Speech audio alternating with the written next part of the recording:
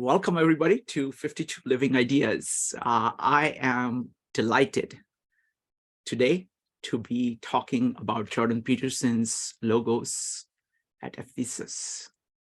Jordan Peterson seems to be on the path to writing this book on struggle with God, which is really the core theme of the Old Testament, all the way from fall of Adam. So I'm really looking forward to that. And this is the first of what he has put out. And Logos is incredibly deep. So I'm really, really delighted about it. The other thing that I'm very delighted about is to have my friends, Roger, Claire, and Victor back. They did a series on, many series for us on Jordan Peterson and Bible, all kinds of things. And I'm just delighted to have them back. So the format today is Victor is going to start with the presentation, and Claire and Roger will say something, make their own comments. Then I will make comments on what we've been studying about logos in our Gospel of John series. We've spent about a year and a half going through Gospel of John. So I'll talk about that. And then I'm going to open it up for any thoughts anybody has. So please keep track of all the thoughts that you have about the video, about anything any of us say. And then you will have, 2 to 4 minutes to talk about anything that comes to your mind. Once we have had a chance for everybody to have their first say, we'll go ahead and discuss the patterns that arise from this discussion. All right. So with that, Victor, could you get us started? Yep. Thank you. I'm going to share my screen. Hello, everyone. Can you see the screen? Yep. All right. Awesome. Thank you, Shrikant. And just a note, you will hear a little bit of lisp because I'm in the process of getting a dental surgery. So excuse me for that. And I'm diving in. So most of you might have watched the video. And so that's what you're seeing is a screenshot of all the topics that are covered in the video. I am going to only talk about a couple of things because the video is very rich and he tries to cover so many things. So going ahead, so to give a snapshot of it, he talks about microcosms. He talks a little bit about Ephesus, this city itself, the importance of it in the history and in the philosophy, and the logos, what it means. And then he goes into making it understand through Greek idea, and then through Judeo-Christian idea, and then he dives into spiritual idea of it, and then he goes and makes it relatable to us. So that's the whole talk. And tonight I'm going to talk about a few things, but yeah, going forward. So we have 2 words. We have logos and we have Ephesus. Ephesus is a city. It's a city now located in Turkey. And if you look at the picture, you would see Israel close by. We have Ephesus and we have Italy not far. And in between we have Greek. So a lot happened in this area for the last 3,000 years. And we have, so going back, so if we count from now, 2,000 years back, we have Jesus Christ coming in, and going back 3,000 years, we have Egyptian culture, even going back, we have, well, if we start from first, we have Sumerian culture, and then Mesopotamian, and then we have Egyptian culture, and then came Greek culture, and the Greek culture spread across that Mediterranean area. And around the time of Jesus Christ, Greek and Greek philosophy definitely had its place in Israel. And same is the case with the Roman and Roman Empire. So I'm bringing this point because this particular city is in the cusp, is in the middle of all this happening. It's so that's why it's very prominent. And this particular city used to have a big library. which only rivaled with the biggest library at that point, which was in Alexandria. So so a lot of knowledge has been stored in the Library of Alexandria, and the second one is the library in Ephesus. And so that's where it all happened. And Ephesus, the place itself has its own importance, because this is where all the philosophers had explored and meditated on multiple ideas. And Heraclitus, who is one of the prominent Greek philosophers, articulated the idea of logos. And he also cleared up many misunderstandings of the idea itself. There is a very good YouTube series on, well, there's a series on YouTube. We can, if anyone's interested, please go check that one out. And Heraclitus lived in this particular city, Ephesus. And I know most of you have discussed the Gospel of John. John the Apostle, he actually lived in this particular city, Ephesus. And he lived here, and there is a claim that he actually has written the Gospel of John in this city, Ephesus, and he actually died in this city. So there's a there is a importance to this particular city. So that's about Ephesus. And Peterson actually mentions a couple of things. So since he was in the city, he tried to discuss the idea of logos from Greek's perspective, and on top of it, Judeo-Christian's perspective of what logos is. And then he mentioned Romans also developed the idea of logos later. But since we are in Ephesus, we are going to talk a lot about the Greeks' idea of logos, and then Judeo-Christian idea sitting on top of it. So Greeks, the idea of logos is basically culminated into one particular sentence, although it doesn't capture the whole thing. It's the intrinsic order of cosmos. Intrinsic order of cosmos. And we have to unpack this particular sentence. We have to understand what cosmos is, what the order of cosmos is, and what's the intrinsic order of cosmos. The Greeks' idea of cosmos, what do you mean by cosmos? Cosmos is that which we can see, we can experience, we can sense. That's everything that's around us. And the Greeks' idea is we can actually understand what's around us.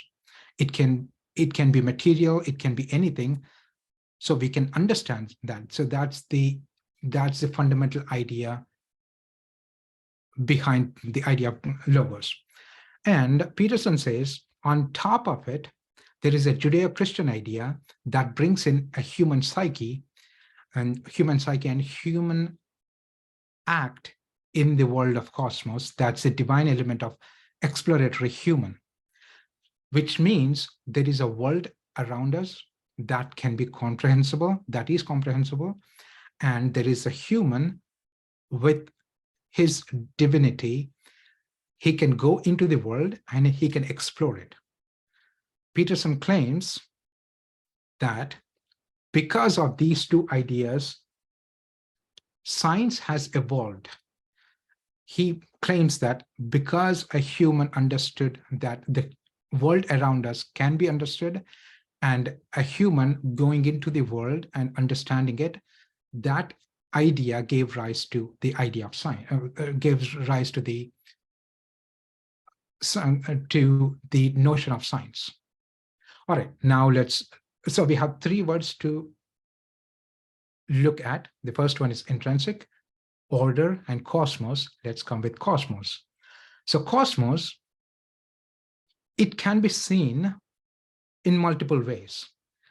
So we know that the world around us is small and it's also huge. By small, I mean, we can go into atoms, we can go into, living organisms like cells, and we can go even deeper.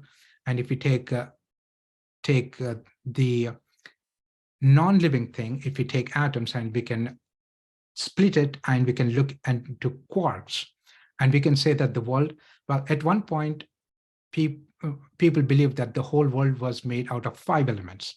And then came scientific revolution, and we saw that the world is made out of atoms. And then we split the atom, and we saw even smaller things and even smaller things, which means the world that we see is divided into very minute things. And also, if we look outside the world, we can also see the same cosmos in a macro scale. That's the objective view of the world. Now, Peterson claims these are not the only worlds that we can see. That's not the exhaustive definition of the cosmos. Psychologically, what we can see is, yes, we can definitely see the material world for sure, but there is also a phenomenological world, that which we experience. So that we should not discount that particular idea. And going on to say, in this phenomenological world, this world can be seen in 2 major ways. That is, what it is made of. The world is made of matter. And the second one is, because we have a psyche and we are actually looking into the world that matters to us, which means there is a matter, there is a dead matter around us. At the same time, also there is a world that matters to us. An example for that is, I am sitting in a house and in a room. What matters to me is what's around me, and the extension of the what matters to me ends at the end of my home, and what's outside of it is not as relative to me as it is with my world. So we have to consider there are 2 worlds. And taking this psychological idea that what is real, what is really real, the definition of real is that which we cannot deny. So let's say I have a phone in my hand, and if I can prove that this definitely exists, is by saying I cannot deny its existence. If we take that as the idea, and if we take what matters to me really, what really matters to me is the experience that I have with the world. That's the most important thing in this world. So now let's look at all the things that we experience as a human. We experience so many things. So you can see a plethora of things over there. So we can experience interest, we can experience joy, we can experience serenity, optimism, and all kinds of things, all the dark things too. Peterson says the most realist thing that you cannot deny is pain or suffering. So one can get away by saying they don't know how, they have not experienced love, or they have not experienced any good, but they cannot say that they cannot explain away the idea of pain or suffering. That goes to say, what is the most realist thing is pain or suffering. And Peterson makes a point over here. For the longest time, he used to think that this is the most realist thing in the world. Then he goes on to explain why that is not so in the second part of the video, but we'll have to understand what's the real. So we are still in the definition of what is real and how do we define the idea of real. All right, now let's take that particular idea of what is real, and now let's extend it to a person. Now, if a person says something do we believe what a person says, or do we believe how a person acts?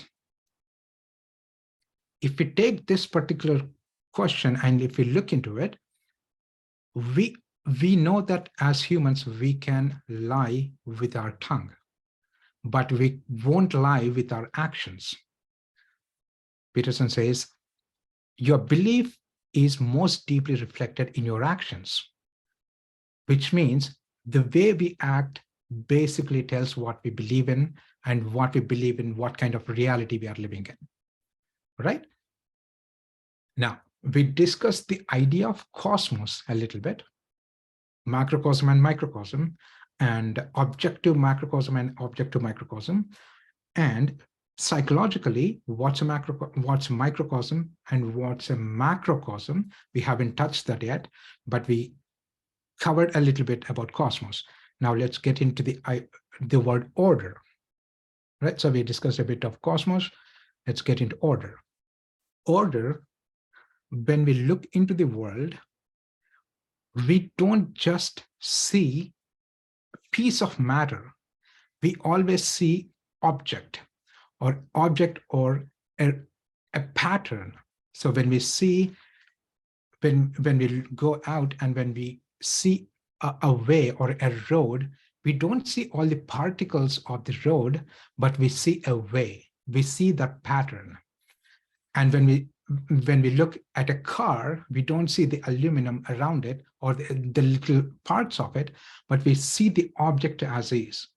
And at the same time, we don't just see the object, we see the meaningfulness, that the meaning for us, like how it is related to us. So that's what we see in the world.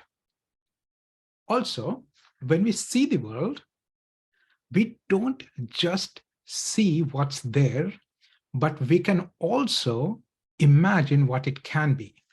So this is where he makes a very good point about empiricism. Empiricism is an idea where the notion of empiricism is all the knowledge that we get is from sense data, which means, okay, we look at a tree and we know that it's a tree. But what it doesn't completely cover is what can we do with the tree? The imagination part of it, it doesn't cover that definition. So that's where Peterson says there is a limitation to the idea of empiricism, because it only says the knowledge we get is what is. It doesn't cover what can be. So when we see a bunch of logs, we also see how to make that into a chair, which means we can have that imaginative power by seeing the raw material. So that is also there. So which means there is an imagination in our world which hasn't happened yet, which means that idea is still in the form of a potential. All right. So now taking this idea, moving ahead into our actions. Like now, let's say from the previous example, we saw a bunch of logs, and if we want to make it into a chair, what are the set of actions that we want to take so that it becomes the desired outcome? And if that is the question, we have so many things, so many ways. There are a bunch of ways, sorry about that we can go. But if we give value to all the things that come into our mind, then we don't have a priority. So there is no value structure over there. So which means we cannot take every idea and put equal amount of value on each of the idea that we get, which means we'll have to prioritize the ideas. Now, here we are talking about one particular task, but as a human, we are not just one person. A carpenter is not just a carpenter. He or she is also a part of a family, a part of a friend group, a part of a peer group, a part of the society. So which means we will have, expanding that idea, the person don't just want to be a good carpenter, but he or she wants to be a good friend, a good family person, a good social person. And so abstracting it out, that person want to be a good person. So for that, we have to prioritize everything that comes in our way. And when we order it in hierarchies, it leads us to the desired outcome at an abstract level. So that's the idea behind the idea of order itself. So now we looked at two words, cosmos and order. So that's the idea. And now, so Peterson says one more thing. Now here we have three stages, right? We have an imagination, and we have the work, and then there is an outcome. And if so, outcome gives the satiation, outcomes gives the relaxation out of all the work that has been done. Now, if we pay attention, if we keep all our eggs in result, that probably is not a good idea, which means to say, if we only depend on the result and not in the process of getting result, probably that is not a good idea. And the joy or the enjoyment or the enthusiasm lies in going from one step to the other step. It is the joy is in the process of doing it, not the idea of arriving at it. So jumping from one stage to another stage.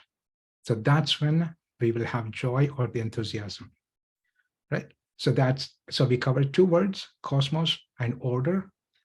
And then he goes into intrinsic order, which means what we as humans should have. And that's the macrocosmic view of it. That's where he dives into the spiritual aspect of human and the divinity of human. And from the previous thing over here, if we order the postulation over here is, if we order ourselves in all aspects of our life in a hierarchical manner to the level that it becomes our Jacob's ladder, that's when we get closer to the idea of logos. And then he goes for another half an hour to explain macrocosmic idea, but I have not prepared about that one. So that's all I have. Wonderful. Thank you. Thank you, Peter. Thank you, Victor. Great. All right. So folks, what we're going to do next is we're going to have Claire give her comments. See, the great thing about this video is that it is so deep and it covers such great areas. So each person is welcome to focus on whatever parts that speak to them. So next will be Claire, followed by Roger, and then it'll be me. And then we will go to other people. So let's go with Claire. Claire, welcome back. Thanks, Shrikant. Hey, everyone. What's up? This is so great. What an awesome video. I'd say the production value of these things has increased since we first started doing this, right? It was great. You know, I struggle with logos. I think those of you who know me know that I like grasp onto the make your bed and the metaphorical parts of Peterson and logos. Like if you ask me to explain what logos is, I would struggle. But I really like how he simply put out early on in this is this idea of what matters versus matter itself. And we act as if we interpret the world as if it's made up of matter and truths, but what is more true than that is how we act. And that's so something that I have been grateful to like see play out in my life is to watch how I'm acting a little more than what I'm saying to myself, or watch how others are acting to understand what might be really true. and that there, this, I guess what I got from a logos perspective is that there is an order to the universe that is more true or more real than that can be explained by science, or that is objective reality. And that, he went a lot into this idea of like the perception of meaning and the perception of objects supersedes the object itself. And we often think that we see like, oh, okay, that's a hammer, I know what to do with a hammer, but that those two things are so like, wound together. I think I loved the story. The thing that I will definitely take away from this video was like his idea of what you perceive when you wake up in the morning, and that you don't wake up and perceive a bedroom because it's there every day. Like you don't wake up and perceive the things that you see constantly. What you perceive is like chaos. And I loved his metaphor of that being like God at the beginning of time, because that's what it feels like to me some mornings. And so, so explains why things like depression and anxiety make it so hard for someone to wake out of bed in the morning, because I sometimes will catch myself going into the negative thinking of like, what's my day going to be and what is the future? And like 3 seconds later, I'm jumping off a bridge in my imagination. And then if I pause for a second and like, whatever it is, if it's mindfulness, if it's God, if I can just think about something bigger, about the logos, like I just get a second of relief. And then, his explanation here is that what we do then when we face chaos is to start to see patterns of regularities and to put things, as you beautifully outlined there, Victor, that was awesome, in order of priority, and start with what's first and then work your way down the line. And that is that sort of order and chaos come out of it. And, as consciousness dawns, as it does like for us every single morning, you see this like range of indeterminate possibilities, and the ability to just like stack rank them and move through that list, I think has been really transformative for me. Last thing I'll say is he went a lot into, he talked like about narratives and stories and how stories are the implied what matters and blah, blah, blah. But I liked how he talked about like our fascination with negative stories, and like, I am one of those people that loves like a murder mystery and a murder podcast, and like just the darker, the better. And I've always thought of that as like sort of a perverse thinking or like something to avoid. But I loved how he talked about like we, in seeing those stories panned out, we're actually trying to learn more about the opposite of that, of like, what is it to avoid so that we can see what, understand the opposite of evil. And, particularly like, why are women so much more fascinated by that? Like, so that we can be freaking prepared for all the horrible things that might happen. So I got a lot out of this. It was wonderful. I'm so happy to see you all. Thank you for having me. Wonderful. Thank you. Thank you, Claire.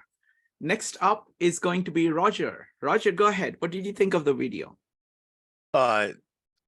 I really loved the video, and I'm thinking about what to share, but honestly, Victor's presentation was pretty comprehensive, pretty great, and Claire's summary was also pretty good. I guess the only thing I could add that wouldn't just be repeating what they've already said, which was really good, would be a much a couple steps back as Peterson's perspective of kind of an answer to the postmodern problem, right?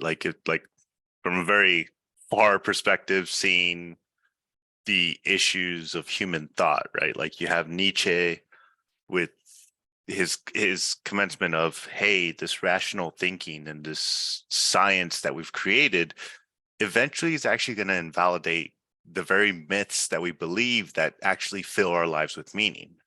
And that's going to eventually be a big problem. Like it's not even really a problem when he's alive, but like eventually it's going to start to really stress our systems of why and how we justify our existence in this world. And then that Jung kind of tries to take on that question, but then you have an even deeper question that is kind of a secondary result of the death of God, or at least the death of that concept, which is the death of truth, right? The death of an orienting principle.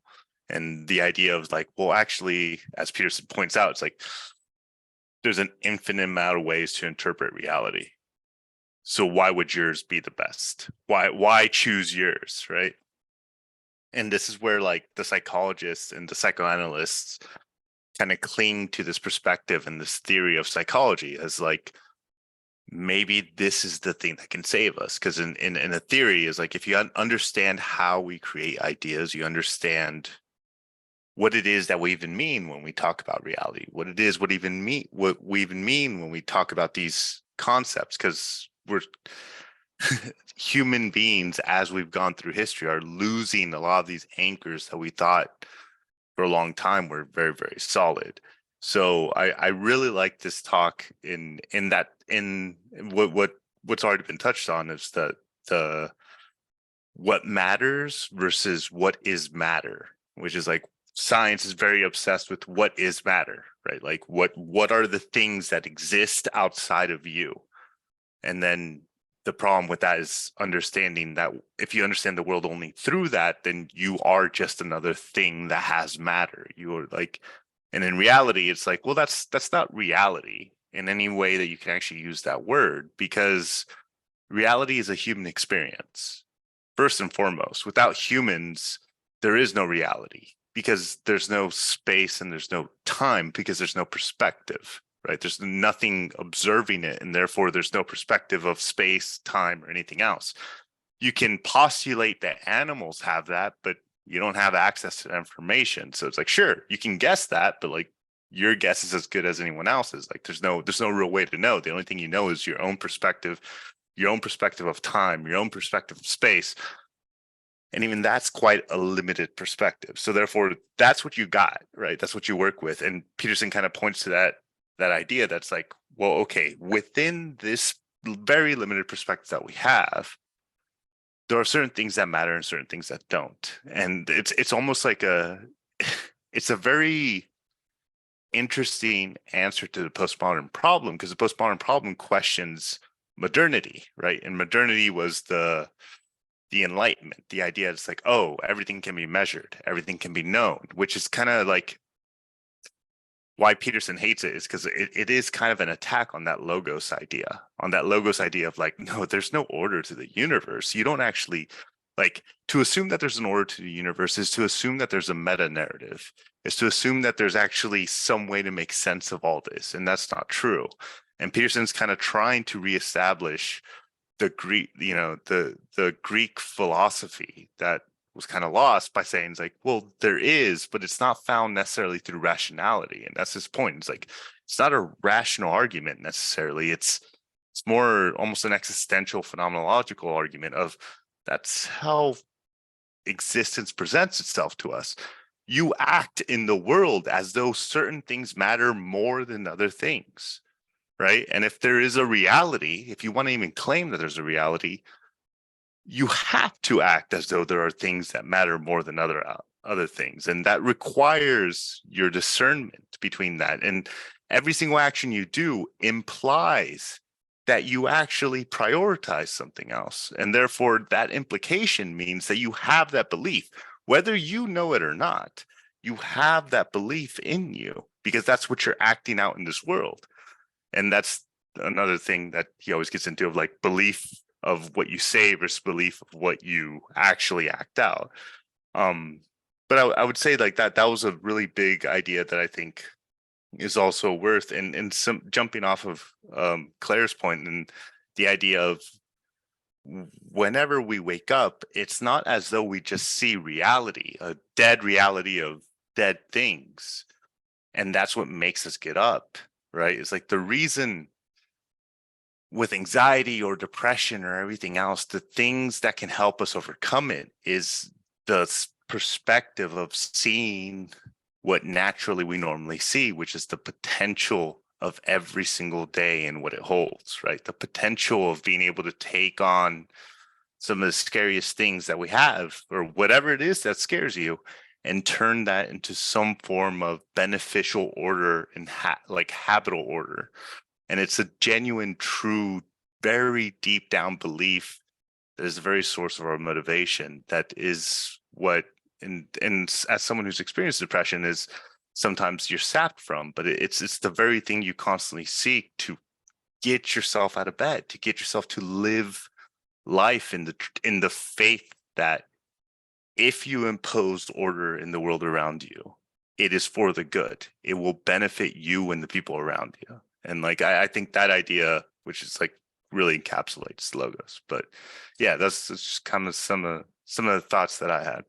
Wonderful. Thank you, Roger. It's wonderful to have you back. You, Claire, and Victor. I mean, it's just amazing. Thank you. We're going to go with one more person, and then I'll go with Becky, and then I will go ahead and make comments. Becky. Oh, just a second. I have to unmute everybody. Give me just a second. Hold on. Sorry about that, Becky. Go ahead. Okay. So I really enjoyed all the sharing, and I'm going to write off a little bit of what Roger said towards the end. So Peterson talks about the perception, and what we perceive is what matters, and that dictates our values. So there's a hierarchy of what is important, right? So there's the physical matter, but then there's also what matters to us. And the physical is objectively real and concrete, but our set of values is also real, and perhaps even like our ideal. And the thing is, like, how do we go from something that's objectively real and concrete to values that might be so different, like across you and me? And my proposition is it's our relationship and interaction with truth. And so Peterson says that the Logos is the intrinsic order of the cosmos. And I'm going to steal your thunder, Shrikant. In John 1, we have that the ultimate ideal is given to us by God through the Word. I'm just going to read that. In the beginning was the Word, and the Word was with God, and the Word was God. He was with God in the beginning. Through him all things were made. Without him nothing was made that has been made. And in him was life, and that life was the light of all mankind. The light shines in the darkness, and the darkness has not overcome it. And so, so we have the ultimate ideal, and so with the Word, it gives us the truth. And so, how do we interact with truth? What do we do with words? Do we choose to let truth stand and be respected?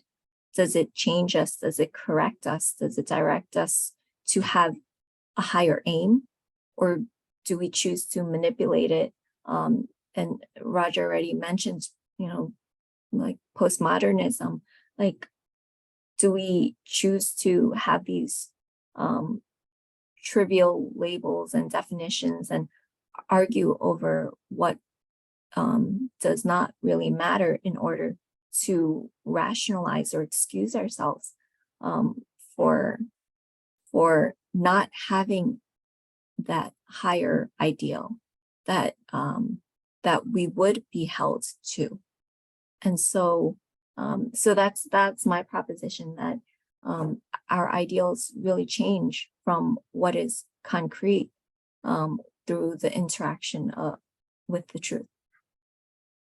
Wonderful. Thank you, Becky, and thank you for bringing up Gospel of John, because so I'm going to talk a little bit about Gospel of John, and the reason for that is that I'm just delighted to have Roger and Claire and Victor back, And I want to tell them about what we've been doing with Gospel of John. And Gospel of John is actually the best story of logos that has ever been written, I think. Okay, so I'm going to try to tell the story of logos as I see it in Gospel of John. Okay, now, look, my understanding of the Gospel of John is very limited. So I don't know how to, it is so profound, the logos concept is so profound. And I can barely kind of grasp some parts of it, but I like to talk about it because that's the only way I can go forward. And I want to talk to my friends, I want to talk to everybody, but I particularly want to talk to Roger, Claire, and Victor about what we have done on logos. Okay, so this is I'm trying to summarize 1.5 years of what we've done, and just on the theme of the story of logos. Okay, so I'm going to tell it as a story because I don't have the capacity of doing prose. So I will use metaphors, I'll use stories, I'll use images, and I'll kind of point to things, I'll draw things, and let's see how it goes. Okay, so let me begin. So let's see here, I'm going to share my screen. There, start broadcast. Okay, come up. Then I go here. Okay. All right. So with all these kavits, I'm not going to make any more kavits anymore. I'm just going to tell this as a story as best as I can. All right. Story of logos is in 3 parts. There is the beginning. So I recommend that you use a paper. Okay, it is a 3-part story. Peterson says that the virtue that logos represents is incredibly complex. It is so many things together. Okay, now I'm trying to take John, and I'm going to say, how is logos and how is this virtue shown in John? That's what I'm trying to do. So divide, use pen and paper. So it's going to be a story in 3 stages. So this is the beginning over here. This is the middle, and this is the end. Okay. And the structure of it is very different than the modern mind, of how modern mind approaches things. The modern mind is analytical. It tries to break things up. This is integrative. So the beginning has 3 parts. So I'm going to use color. Let's see here. So I'm going to make this big here. Okay. So I'm going to use, so the beginning has 3 parts. There is 1. I'm going to use colors here, 2 and 3. There is the beginning. The middle has 3 parts, and the end has 1 part. So it is a 7-part story, all generated by these 3 things in the beginning. That's the story. Okay, so 3 producing 7. That's the story. So let's start at the beginning. In the beginning was the Word, and the Word was with God, and the Word was God. He was in the beginning with God. That's it. That's the beginning. That's it. Okay. So what is it? So God is the truth. So this one, let me make it a little bit smaller here. Give me just a second. I'm going to use this color. I'm going to use the color of truth here. So this is truth.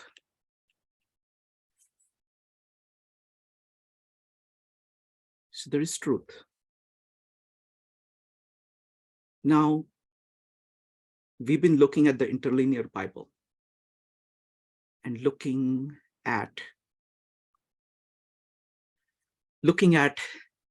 what each of these words really means. So I want to highlight the word with. It's the word pros. So what does it mean to say that the word was with God? Okay, what is that with? Pros. With does not capture it. Pros is an active reciprocal relationship that is initiating response. There is activity going on between the two. So you have truth and you have word. The second is the word. And third is the with that is going on between the Father and the Son. What goes on between Father and the Son? And the beautiful thing is that, you see, these are the primary colors. All the other colors are generated from here. If you understand this, you understand everything. This is what I love about the Gospel of John. And he said, it starts out, in the beginning was the Word, and the Word was with God, and the Word was God. It's like Beethoven's ba-ba-ba-bam. The entire rest of the symphony comes from here. So if you understand this, everything else is just elaboration of it. So this is the truth. What is between the Father and the Son? Okay, so firstly, again, logos. We use word, okay? I continuously go back to these words in Greek. And if you go to an interlinear Bible, you can see the variety of meanings. And you plug in these various meanings together to see which meaning really captures what the original Greek word is. And I'm saying that in context of this discussion, I'm going to use the word meaning. Okay, so truth is very hard to grasp. You can't see the Father directly. It is the word which makes the meaning of the truth accessible to you. So the logos, I'm using the word meaning for it. And here I'm going to use the word spirit. The spirit is basically the living function, the thing that moves between things, things that make things go. Okay, it's the wind. It's the action principle that is happening between Father and the Son. So that's the beginning. Okay. Now, this is the heaven. This is God. But you see, the God is not one. Yes, it is one, but it is three. Look at the complexity here that is being captured just in this. In the beginning was the Word, and the Word was with God, and the Word was God. That's it. So you have the God, you have the Word, and you have with. And with is pros. So there is this activity between God. Okay. So this is what is there in the beginning. Then what happens? Then what happens? The rest of the gospel is about that. So what happens?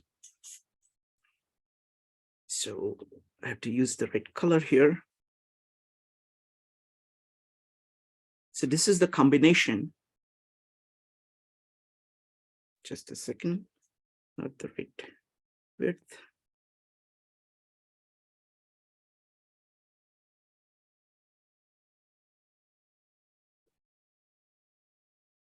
This is Word becoming flesh, but more than that. It is the Word coming and living on earth. This mid stage is earth. This is what is happening on earth. So the Word has come to live, and living is the spirit of action through. So the Word is acting on, in the world. The entire action, entire life of Jesus is that. So if I have to name it, I will call it the gospel. This is the good news. Now that is the ideal. But look at what kind of ideal it is. It is not just the Word. It is Word expressed in deeds, expressing fullness of love. It is thoughts, words, deeds, emotions, everything. It's a person. It's a person. Now, in a sense, it is very complex. In a sense, it's very simple. It's just a person. So look at any person that you want. You know, you immediately say, oh, this is the person. At the same time, there is complexity in it, in the person. That's how it is. That's the ideal. That's the ideal. And that is the way. That is the path to the truth. Is the door to the truth. You do not see the Father, but He has made the Father known. So that is 4. Now, when He is about to leave in the farewell discourse, He tells His disciples, it is to your advantage that I go away.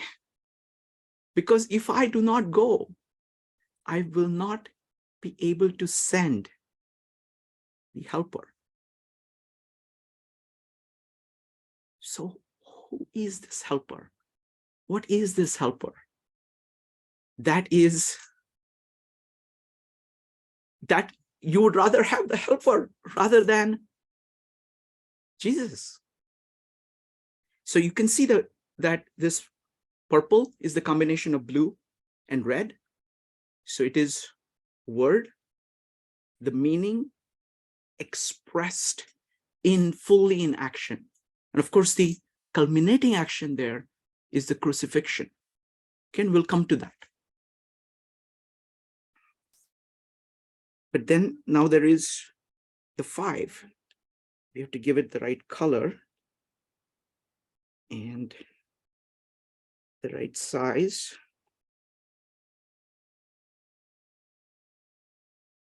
So this, sorry.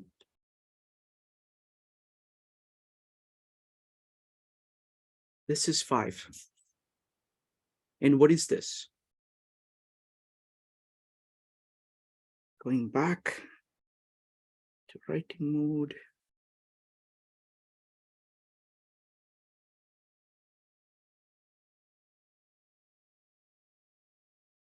This is the love command. This is a new commandment I give you, that you love one another. This is the living water that He offers. He's saying that He, the helper, number 5, will remind you of my words and of my deeds. This is orange. This is the Spirit of truth. Spirit of truth. It is that which will move you to the Father through the gospel. The gospel is the way. You know, Jordan Peterson talks about The highest is the truth. You have to orient yourself. How are you going to orient yourself? You're orienting yourself through the gospel. That is the way. And then you have to have the motivation to walk. And that is the love that's going to move you. What is left? Okay, this is good. Let me go ahead and go to the next one. And that's number 6. All things were made through him. These are things. We are things. We are one of the 10,000 things that Dao De Jing talks about. All things were made through him. So I will just call it things.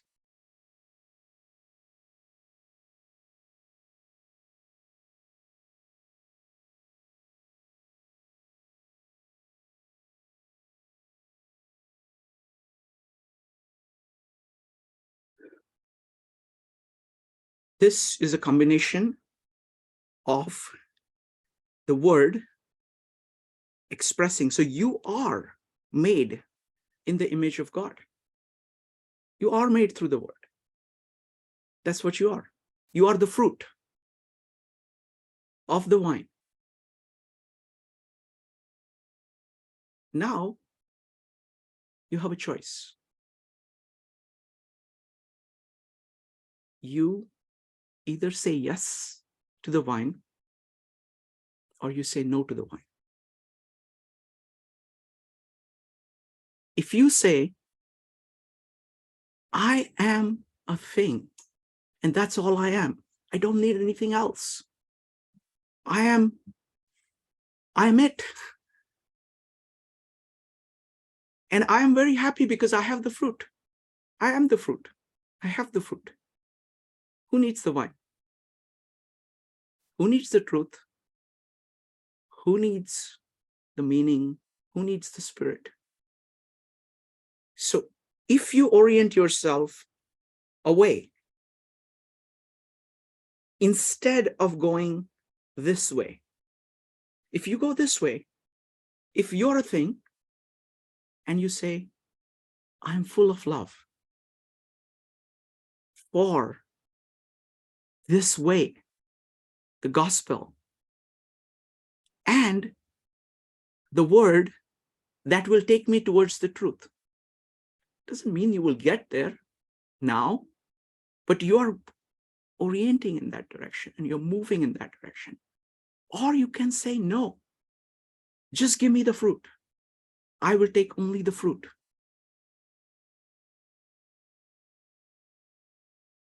Then you're saying only 6 exists. 1, 2, 3 do not exist. There is no God. You do not need love. And what is gospel anyway? All you have is 6. So you're, instead of saying 1, 2, 3, being focused on 1, 2, 3, you're focused on 6, 6, 6. You're saying that you are God. You are saying, who needs God?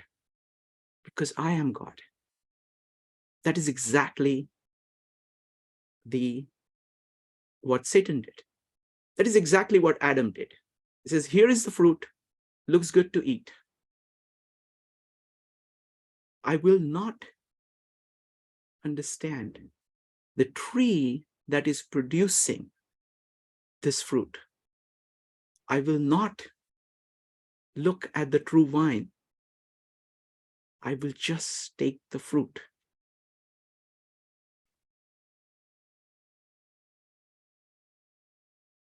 In order to be a living fruit, and God told him, if you eat it, you will surely die. What does that mean? That means that the fruit is sustained by the sap that flows through the root, through the truth, through the meaning, aided by spirit. That is the spirit, is the sap flowing through that nourishes you. if you stop that, if you stop being a branch that is connecting to the sap, connecting to the root, then you fall off. And that's what Adam did. So that is 6. Now, what about this 7? What is 7?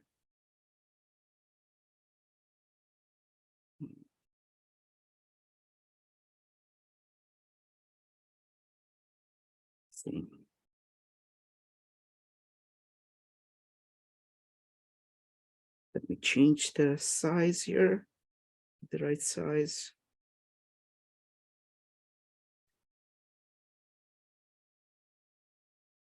Seven. What is 7?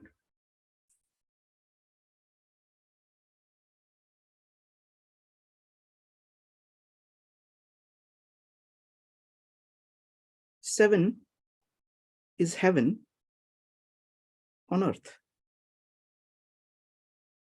It is the finale. It is when you are full of love for everything that has been created. You understand, try your best to understand the truth through the word, inspired by love. You interact with each other just like that.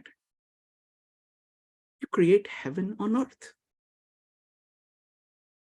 So that is the story. Now, I don't have two good ways of telling it, so I'm going to use another metaphor here. Let me just stop sharing. Let me see here. Give me just a second. Okay, let me stop sharing, and I'm going to use another metaphor, okay? Now, I want to point out that this is not a model. Models are very, very different kinds of things than metaphors. Okay, so metaphor, you have things like, no, Jesus is the true vine. It's not saying that true vine is all that Jesus is. Jesus is also the door. He's also the good shepherd. So metaphor tries to point out towards what it is trying to point out. Now, I'm going to try to use a metaphor for this entire story, 7-part story. Okay, how do I do that? How do I do that? Okay, again, this is very limited. This is not a model. This is just a metaphor. This is one way of looking at this story. So what I'm going to do is this. So let's see here. So you see this? The colors here. Yellow for truth. This is the truth. Blue for meaning or the word. And this is red for the spirit. This is a metaphor for God. Okay? And they're all together as one. All right? And then, so this is God, and this is the world. This side is the world.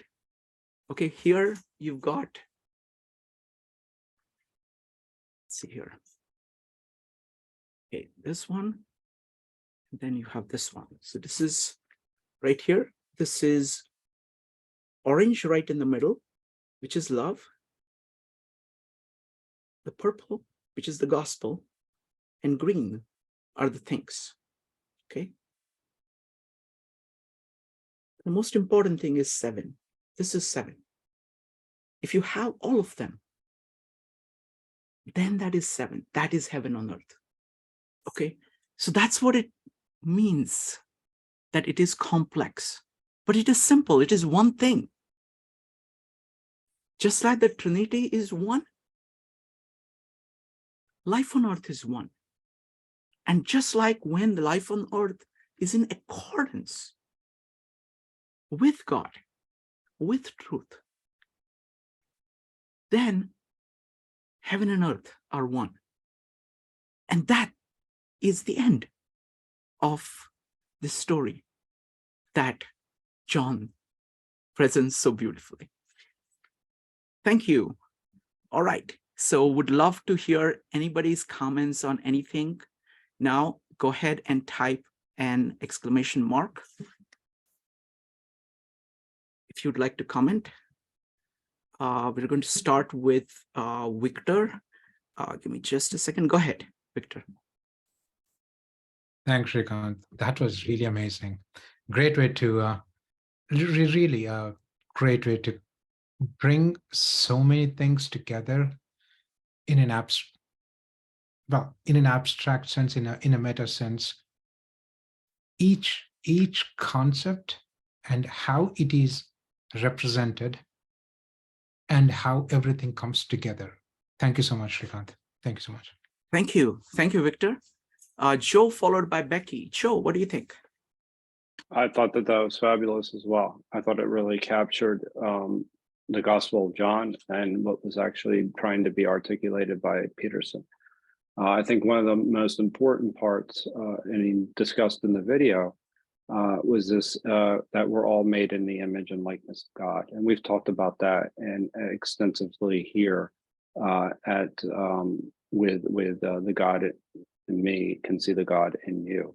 And the importance of that, when you think about the divinity of each individual, that changes how you interact. You start to see the value of each person that you engage with. So it changes your whole perceptions on reality, and that will change your ethics if you truly believe that, and it will change your actions and your values. So that's the one point that I was thinking about when you were presenting, because I think that you really highlighted that quite well. The other thing is that I really like how you broke out the idea of the word, its meaning, right? So you started with the beginning is the word, right? And then talked about, our word is, and we've talked about this in the past, is this, when we speak our words, they become external to us, but they become part of the world. And essentially that's it we're talking about. And the word was with God, and the word was God. And that's the speaking the word and bringing an order to chaos with our words. But what you linked it to that was really important is the value of stories within that framework, because that also communicates something that is much deeper. It helps us imagine things that are possible outside of our everyday experiences. So it's part of our imagination, which inherently actually makes us human. And this imagination is very important in the last part of the video, when he talks about envisioning yourself as essentially a guard at a concentration camp, and seeing that and confronting yourself and seeing that part of you and understanding that and that is a way of coming to a certain level of truth, so that you know who you are, and integrating that and understanding that about yourself allows you to act in the world in a more meaningful way. And just one last thing I'll say is that, yes, it's one of the things that we can really take away and understand about ourselves is that we may say one thing, but if we do another, we know something's out of alignment. And that's really important when we're talking about speaking our words and our actions and how they're aligned with one another. And that gives us an opportunity to do some deep introspection as to what our values really are and our perspective on reality. And all of that had come together based on what you put together with those 7 steps. So I'm grateful for that. Thank you. Thank you, Joe. I'll just say one quick comment. The heart of the concentration camp example that he's talking about, or Satan, or Adam, is wanting the power of God without the truth of God. So you want the resultant power, and you're trying to get that without the truth. Next up is going to be Becky, Will, Mike, and DLJ. Becky. I really liked your walkthrough. It lays out nicely what Peterson had said about the purpose of being is becoming. And it's just like, well, you brought us through that transformation process, and it was very enjoyable. So one of the things that I want to talk about was your number 3, which was spirit. Mm-hmm. And in Peterson's talk, he was a little harsh about it because it bothered him with hypocrisy. And his example was, well, we say we believe one thing, but our actions reveal something else. And then to take it further, going back to our study with the Gospel of John, we see people act one way, but then their hearts reveal something else. And so it's hypocrisy through and through, not just with mind and action with the body, but mind, body, and heart. And because of your 3, that's what makes it possible to rid all that. It's a complete transformation from the inside out. And it's not about what you say you believe. It's not about what you do. It's not even about what your initial values are. It's who you are that matters. And that happens through the process of dying to self and rebirth, and through the spirit. And so that radical transformation is a complete abandonment of self, and embracing new life in the spirit, so that this so hypocrisy goes away. And so the rest of our lives is just this process of becoming one with who we actually are in the spirit, and trying to align all 3 parts of us to be one with who we are. And your part about heaven on earth, and Peterson, he talked about like it was so like pain being so real, and well, what supersedes pain? It's the elimination of it for others, and it's because of that we can endure that pain. And for what reason would we do that? And it's because what we've gone through, we hope to do that for others. That is really heaven on earth. And so to say, to embrace it for a greater purpose, is really like what brings us meaning when we connect with each other, and when we give into each other, fill each other with wisdom and care and knowledge and everything to elevate each other. And that's really speaking truth in love. And the other night, I think it was just on a Wednesday, we were talking about what 52 Living Ideas does. And we walk away challenged. We walk away hopefully with our minds with our thoughts honed, and we don't do it disrespectfully. We're not trying to be offensive, or we leave the pride aside, and that, I think, is a wonderful demonstration of love, because we're trying to elevate each other and show each other care, and we do it through reverence to the truth. So thank you. Becky, thank you so much. I mean, you understand this so much better than I do. So I really appreciate your comments. I mean, just amazing. Thank you, Becky. Next up is going to be Will, Mike, and DLJ. Anybody else wants to give comments, please go ahead and type exclamation mark. Would love to hear from everybody. I may have to take a quick pivot here.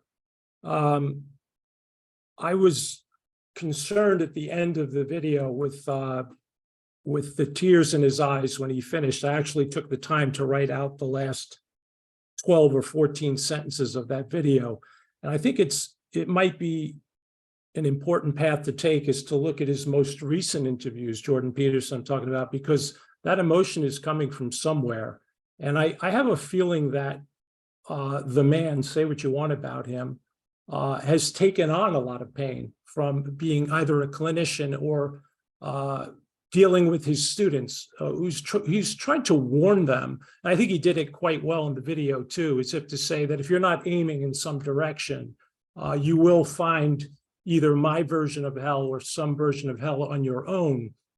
So it just struck me that the tears in his eyes and the foreshadowing of us not having that aim for the good, whatever you call that good, that there's a great danger there, that if you don't follow that. And he kind of made the point that I liked a lot, that it's really up to you, that maybe you can stop listening to what everybody is saying around you and create your own arrow and point it at what it is that you think is good.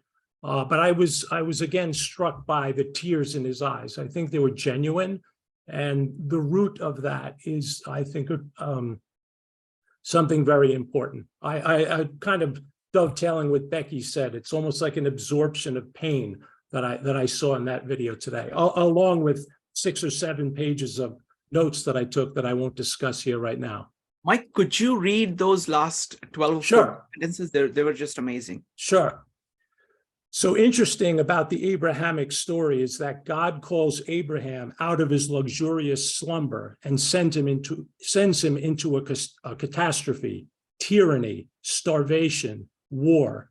It was brutal, but he has the adventure of his life. You might say the adventure of your life, and that's when he starts crying. That justifies the catastrophe of your life. It's not some simple-minded juvenile hedonism or desire for comfort. That's not what we were built for. We are built for the adventure of our lives. And where do you find that? You find that in orienting yourself to the highest possible good in all ways and speaking the truth forthrightly along that pathway. Thank you, Mike. Next up is going to be DLJ, followed by Ella. DLJ. Yes, thank you. Is my mic working okay? Yes. Oh, that makes a change. Thank you. Yeah, I've been studying JPP's output for quite a long time, particularly his Maps and Meaning. Went through all that with a very fine-tooth comb many years ago. And dug into supplementary stuff that I didn't quite understand, like Jung. So I think I mentioned to this, thank you to you for pointing me in the direction of the bits of Jung that he was actually using. So that's been quite a journey for the last 6 or 7 years. So I think I've got a fairly good handle on what he's where he's at. But occasionally there's still stuff that flummoxes me. And to save going on for too long, I've put 3 bits in the chat. I'm just about to put 3 bits in the chat. If anyone wants to help me out with these 3 bits, it's just the kind of the bits that lost me. Well, a lot of it lost me, but or I didn't agree with, let's put it that way. But the 3 bits in the chat, yeah, if anybody help with those 3, I'd be very grateful. Thanks very much. Wonderful. Let everybody have their own say about what they got from the video, and then we can, then let's look at all the points on the table, and we'll go from there. Thank you, DLJ. Next up is Ella, followed by Paul.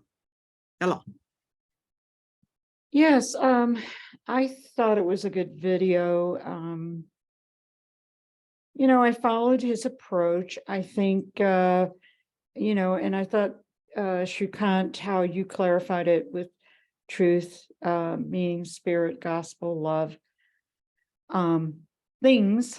And, it was all very, very helpful. The intrinsic order of the cosmos, microcosm and macrocosm, I think it's very interrelated. We can't know the nature of reality, objective reality, but so I think he set up his argument really well. The problem is that I have is that it goes back to something he said.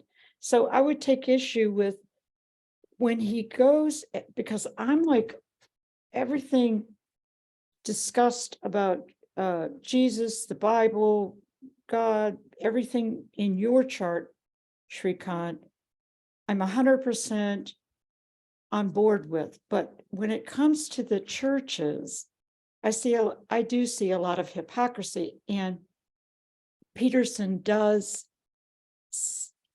advocate that if you are in alignment, okay, you will, attend the church, believe in the church, because that will align your highest values and so forth and so on. And, your choices now, and what to do, what to participate in, whatnot. And so that's where, because, and I've read the Bible, I'm not an expert on it, but I grew up with this, and I know a little bit about it. Some of the values that I got from the Bible were about egalitarian types of views of everyone is equal, regardless in the world, to take care of the poor, to respect women. These are things that Jesus talked about specifically over and over again. Forgiveness of financial debt, oppression, and look, there's so much going on in terms of the churches getting involved in politics, and that didn't used to be the case. It used to be that they were separated. So my issue is that if they were separated, the spirituality I like, but when there's hypocrisy in, not taking care of people who suffer every day, who can't just wake up as individuals, which Jordan Peterson said in this interview, in this treatise that he laid out, that you wake up and you make these decisions to put everything in order and systemize it and make your priorities and make your judgments. And it's not that simple when you are born into generational poverty, or if you have a lot of other issues. So I think he's trying to make his point, and but I do feel he feels a burden. I would agree. He does show that he takes his role seriously. I don't think I think he means what he's saying.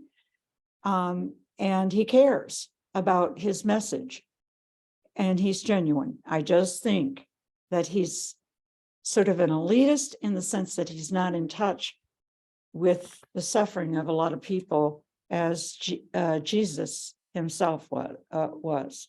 Thank you. Thank you, Ella. The approach that we have taken at 52 Living Ideas is we just go and study the text, and actually very often, not just for the Bible, but also for the Gita, Also for Tao Te Ching, the way it is practiced is very different and sometimes opposite of what what these texts are saying. And there's always any tool you make, bad people use it to use for exactly opposite. It's the question of power. It's kind of coming back to this thing. It's like, you are here, you are things. You have to go in this direction through love, through the meaning of gospel, through the Spirit to God. The shortcut that people try to take is directly from thing to God. They want to be gods. They want the power. So, and that happens in church as well. It happens in all organized religions, definitely happens in India as well.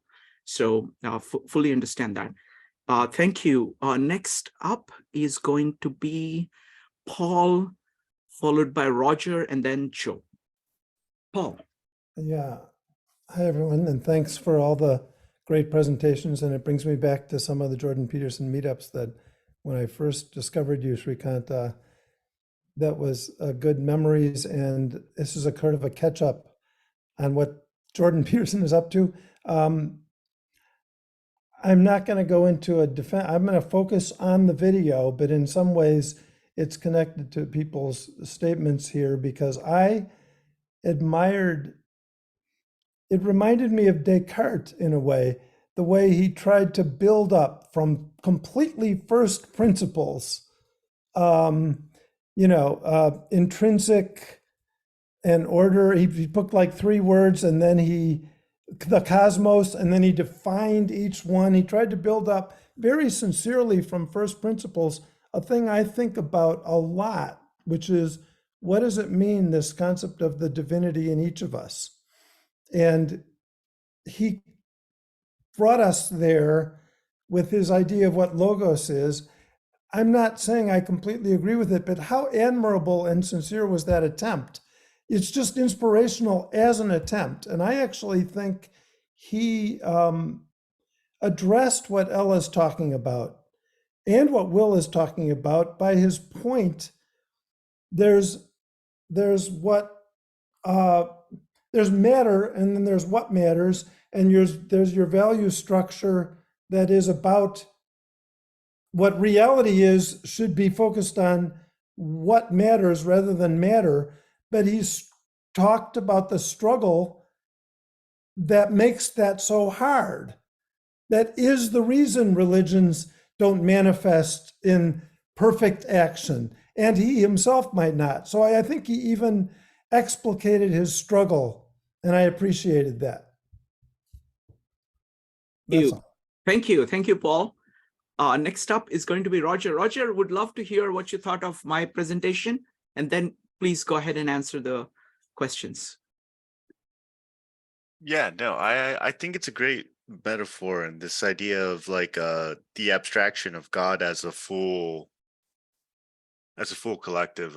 Someone who I wish was here because they could always speak more eloquently than me on this is Pegor, and his ideas of the balance, the function of a church and a community, and the balance of like the purpose of church is that it keeps all the things you need to be essentially a sane human and balance, right? Like there's no church that preaches every day, all day, you need to be helping the poor, right? No church preaches that. It's like, but every church has some form of philanthropy, some form of helping your community and society around it, because it's a necessity for the human being. It's a necessity for all of us to care for each other, to be a part of that. And it's almost as though the church itself is a structure, and that like it's you get all these different pieces that you need. And that's kind of what your metaphor reminded me of. It's like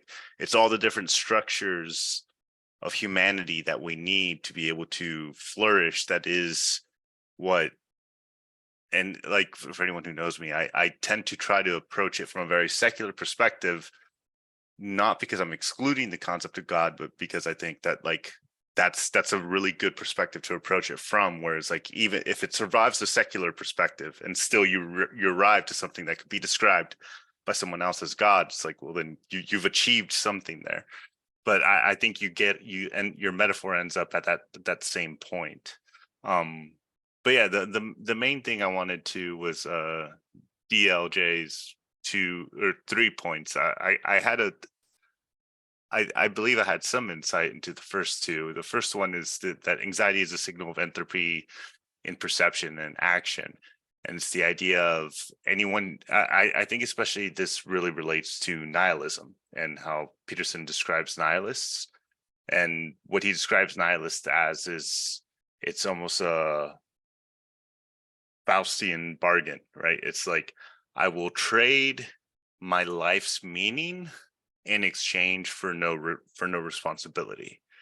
And it's like the cost of that is existential crisis, right? It's the existential pain of that constant sense of like, my life is meaningless, I am meaningless, nothing matters. However, and I've seen this with plenty of peers and even myself, it's like, yeah, but then nothing matters. Then I can do whatever the hell I want, right? Then there's no responsibility on me. I can live however the hell I want, and I don't need to worry about living the right way. I can live however the hell I want. And he takes a psychoanalytic perspective of like, yeah, that's actually pretty convenient for you nihilists, right? Because then again, it leaves you with, you don't have to do anything, and you get to do anything. It's like, all right, well, that's not exactly a difficult trade, right? As difficult as you would like to make it sound. It's like, but that anxiety that you feel, that existential dread that you feel, that you constantly cover up with everything else you're doing, is a part of you, which from a Jungian perspective would be the self, right? The internal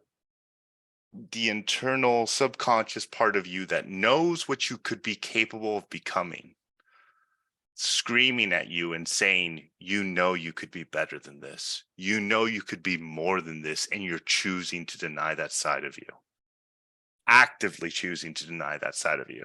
And that's what my interpretation of the anxiety is, a signal of entropy, of like you losing time, you losing energy wasted on something that you yourself know is a waste.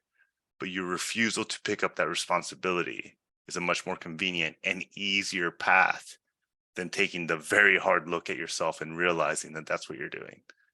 And then just continuing to the second point, through that, because of that, the world is languishing to the degree that you are not all you could be. It's like, to the degree that you don't do that, to the degree that you pretend that your life is truly meaningless, to the degree that you pretend that you don't have to be a good person, that you don't have to help people, in the sense of like, in a very selfish sense, in a very like realistic sense, well, then you just have to consider the two potentials that come from that, right? One world is better than the other. And the more you do that, the more the world that could be is abandoned, even though it was the better option. So like I would take those two. The third one I would need more context, but that'd be my stab at those two other points. Wonderful. Thank you. I just want to point out that, I definitely think that all of this is consistent with secular thinking. It's all about kind of focus on truth, using words, seeing, the power of words in order to capture meaning. It is all about the power of story, of saying it's not enough just to put it in like principles, but you need to kind of dramatize it in action, so that, that role art has played, for number 4, art has played that role throughout history. And the love is crucial, it's crucial for life. And this thing between, just focusing on just what is, because another way of looking at it is that the things, when you're focused just on things, actually you're just focused on things that are there now, happen to be there now. You're forgetting the entire potential of what can be, and which is much, much, much, much larger. The Tao, these are the 10,000 things, but Tao produces those 10,000 things. It is far deeper. And if you ignore the Tao, actually you're saying that these 10,000 things are going to be there forever. And it's so, embracing the Tao allows you to see how these things are going to change over time and keeping your eyes open to those things. So I think I see it as being completely consistent with kind of a secular way of thinking. Thank you, Roger. Next up is going to be Joe, Evanique, and Claire. Joe. I kind of lost my train of thought because I was. That's all right. You can come back. Let's go. Let's have it. Let's have Evanique and Claire go, and then you can type exclamation mark anytime you're ready. Evanique, what do you think? So I wanted to piggyback on something that Roger had said when he was talking about nihilism. And I think, one of the things, I'll start off at the top here. I think that Jordan Peterson is promoting is this aspect of responsibility for your life and responsibility for who you are in this world and who you put yourself out to be. And I think he uses, I think he uses, the Bible because it's all about personal responsibility. Jesus holds people like, who you're meant to be, and it is your choice whether you choose to do that or not. And you can say all day, I don't have responsibility, or, everything is meaningless. They talk about it in Ecclesiastes as well. Everything is meaningless, but then you're devoid and then you're just existing. And it's almost like you take away your humanity when you do that. When you say, there is no hope, what's the point? If I do something, it's not going to work. But, and it's promoted as it just like you're let off scot-free. That's what you think. But at the end of the day, you still have to live with yourself. At the end of the day, you have to look yourself in the mirror. And you, in a sense, have to take the responsibility. And, when he talks about prioritizing in a video, I like it because everybody prioritizes their life every day. I don't care who you are. I don't care where you're at. You have certain priorities that you choose every day. You, like the way he said it in the video, is that you do number one first, number two first, number three number one first, 2 second. There's an order to things, and that you do number one. And I think the point of that is that, are you just blindly doing it? I mean, we all do it whether we like to admit it or not. But are you blindly doing it, or is there going to be some type of order, or is there a goal that you're trying to reach? And that's how you have, like, if you use prioritization in that way, it works. But when you don't use prioritization in that way, it doesn't work. If you look at Jesus's life, he always had his priorities in check. Like I always think of, for example, when he talks about the woman at the well in the Gospel of John, he let his disciples go and get the food. Like he could have went and got the food and prioritized and, helped them get the food and helped them probably get a good deal or whatever. But he chose to let them go. And the reason why he chose that is because he knew that there was a woman at the well that was looking. And so he took the time to talk to that woman because he knew that was, in his mind, that was more important. And I think that's where it is for us as human beings. We choose what is important to us. And I think what Jordan Peterson does is he makes you look at your life and say, like, what choices are you making? He really points that out. Like, what choices are you making? And he makes you question the why of it all. That's the thing. Like, he makes you go, well, why are you making those choices?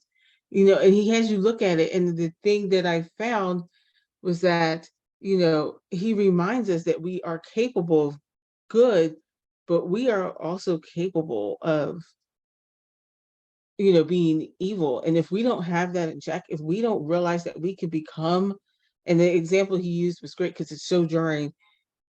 If you think you can't become the person that's torturing someone and not, one of the SS officers that were torturing people, you think you don't have the ability to become that, that's when you go into real trouble. And I know a lot of people say that would never be me, but if you look at today's culture, what if someone vehemently disagrees with what you say? Or what if you're trying to get information out of a person? You know, we always look at, you know, things like that. What if you're trying to get information out of a person and they won't give it to you? Or what if that person has somewhat knows information about your child that is missing? What are you capable of? And he said, if you don't know that, then if you don't know about the monster inside you, then you can't control it. And that's where you run into problems. So I just thought it was great. There's so much more I have to say, but I know there's other people that are coming up. But I just wanted to bring up one more thing. And I know this is going to be a little bit controversial, but I was like, I want you to think for a second. For those people that were in Nazi Germany that were doing horrible things, disgusting things, think for a second that they thought they were right. And that's scary. And that's what you have to face within yourself, because you could become those people. So it just left you so much to think about, but I'll come back with some other thoughts. Wonderful. Thank you. Thank you, Evanik. Great points as always. Next up is going to be Claire. That was great, Evanik.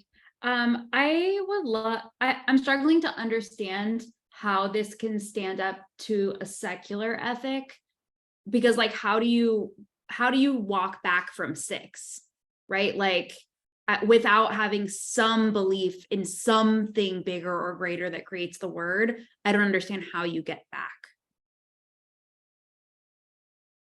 I mean, the place where most cultures have done that is through art, which has served as the model. So you can look at Greek drama, for example, as an example of what kind of things that people face. You can look at the romantic art. You can look at sculpture like David. You can look at music like Beethoven. All of these are actually like fully embodied demonstrations of what life according to the natural principle, and fully vibrant, producing this amazing variety, all kinds of, there are different portrayals of how the principle plays out. So because this intermediary, like the number 4, is the model, or is the ideal. So the ideal has been captured in multiple ways. Like in Greek philosophy, it has been, Aristotle will talk about it one way. The Stoics would talk about it another way. So it has been captured in multiple ways. Different religions capture it differently. So it's a question of ideal, of saying where, an ideal which is on one hand captures the truth, on other hand is accessible to you. So it's like it serves as an intermediary, as a way between the two. I don't know whether this answers the question. Okay. Thank you. Next up is going to be Joe, followed by Evanik. Joe. So basically, just one thing, and that hasn't been brought up yet when it comes to the video in particular, is when he talks about how our ethics have not necessarily kept up with technology. And I think that's kind of, it's an important point in the sense that we lost we have these tools now that are potentially devastating. And to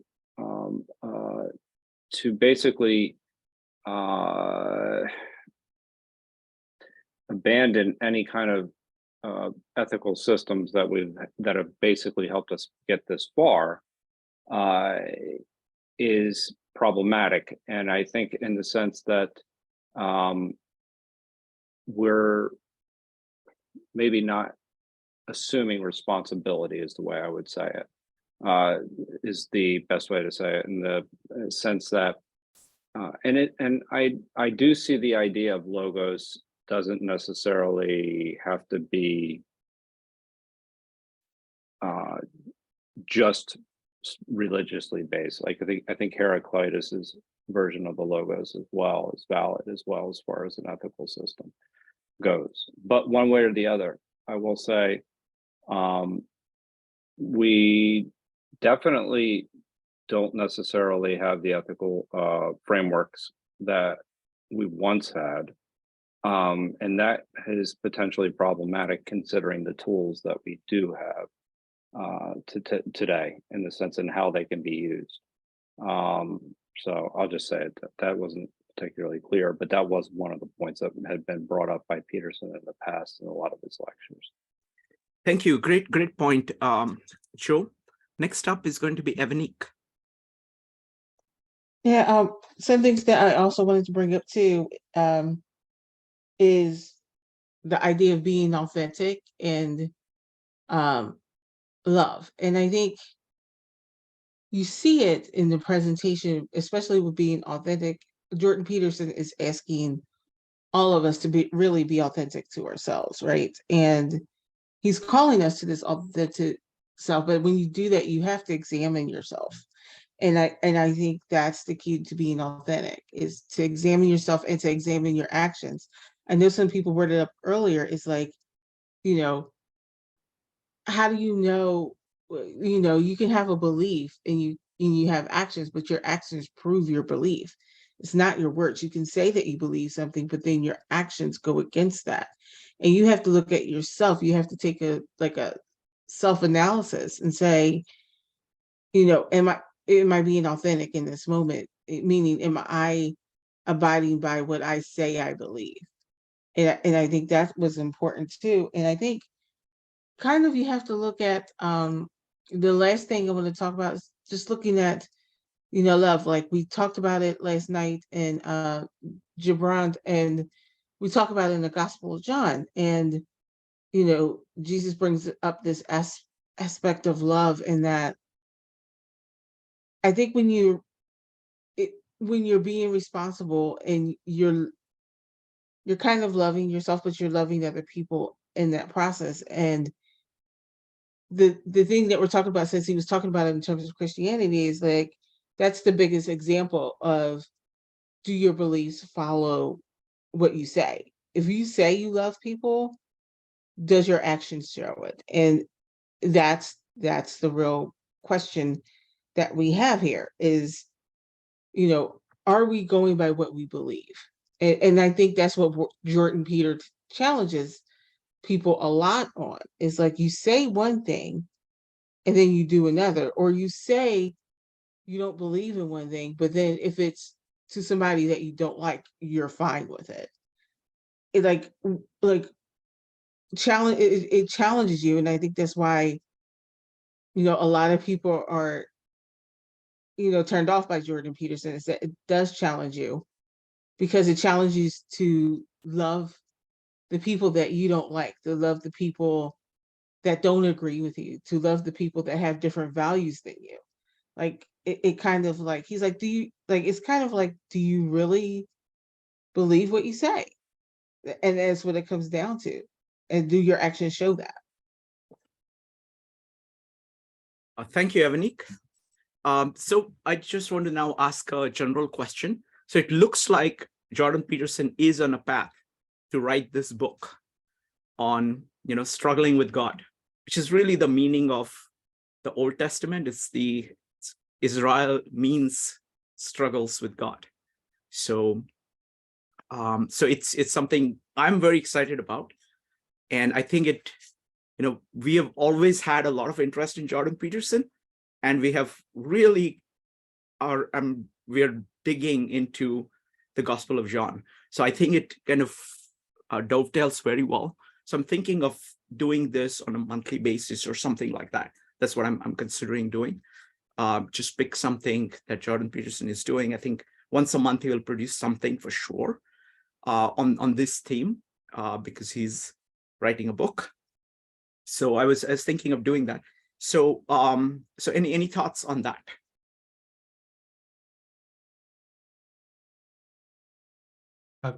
Do we know when the book is coming out? I don't think. I don't know the timeline.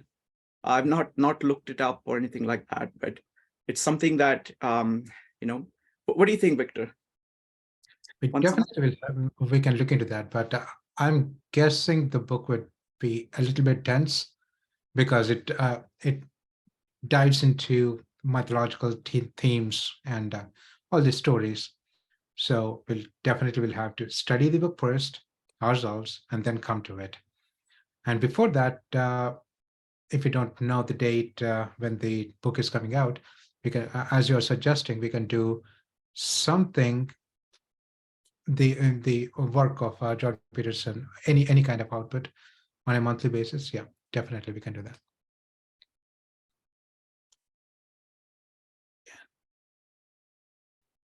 Roger, what do you think?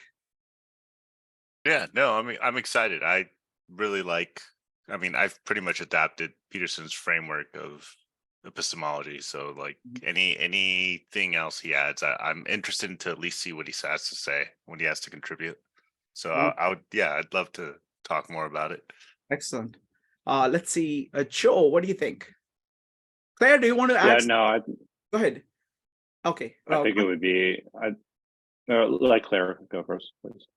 No, Joe, go ahead. Oh, sure. Okay. No, I think it would actually be great to have a series again. It was fantastic this evening, seeing everybody back. And I thought we actually had a lot of great ideas that were shared. And I think it'll actually, sometimes we've gotten away from it, Jordan Peterson's works. And I think it'll complement some of the other things that we've studied here with the Tao and with the Gospel of John, and as well as the Bhagavad Gita. So I think that'll be a very nice complement to introduce a more psychological component. So wonderful. Thank you, Joe. Next up is going to be Evanik, followed by Kevin, Ella, and Mike. Evanik. Yeah, I think it would be a great idea to do it once a month to study it out. I think it's good to talk about, to talk in this format about Jordan Peterson and get different ideas and different thoughts and different points of view. So I think it would make for a very interesting meetup. Thank you. Kevin, what do you think? Yes, thank you. That's a great idea. Jordan Peterson bring a deeper and especially in Christianity aspect, and I would say bring some other religion and belief.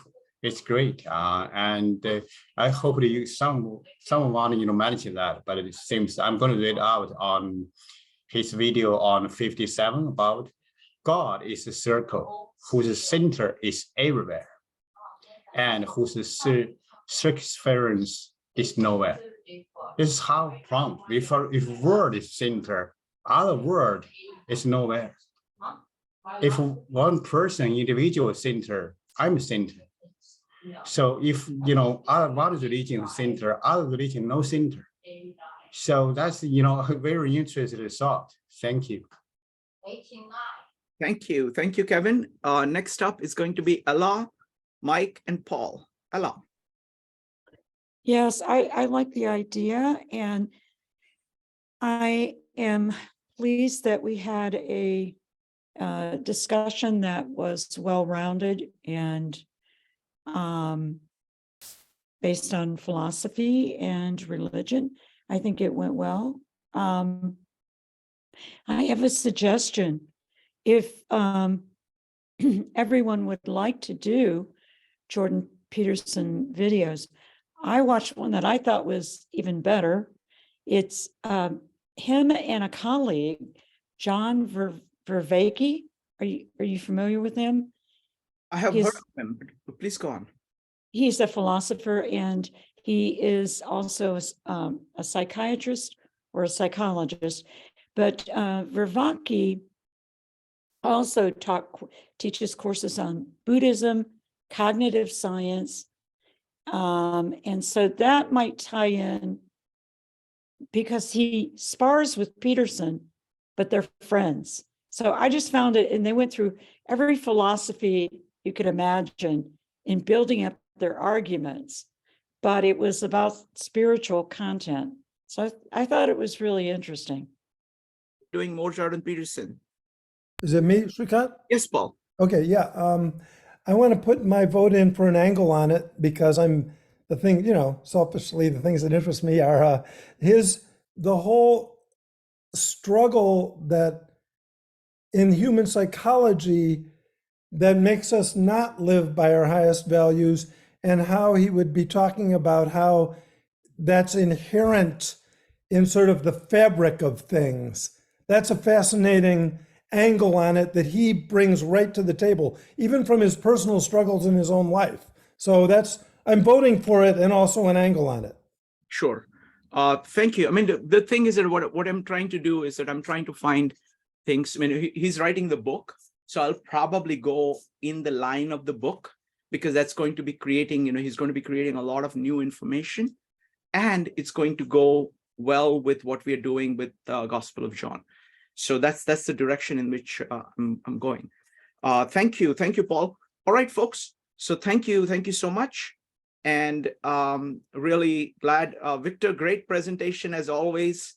I really like that. And thank you everybody. We'll see you soon. Bye. See ya.